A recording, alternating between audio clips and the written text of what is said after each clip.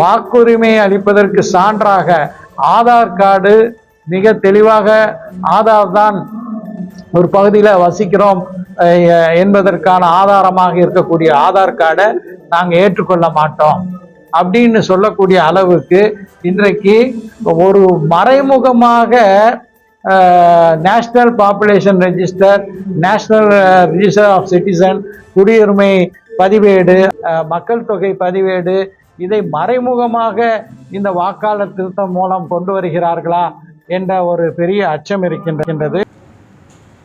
இப்போ நாம் இந்த நாட்டின் குடிமகன் தான் என்பதை உறுதிப்படுத்துவதற்கான ஆதாரங்களை காட்டச் சொல்கிறார்கள். இதெல்லாம் குடியுரிமை திருத்தச் சட்டத்தை நடைமுறைப்படுத்துகிற ஒரு பணி. அது தேர்தல் ஆணையத்தின் பணி அல்ல. தேர்தல் ஆணையத்தின் பணி ஆர்பி ஆக்ட் என்கிற அந்த சட்டத்தை நடைமுறைப்படுத்த வேண்டும்.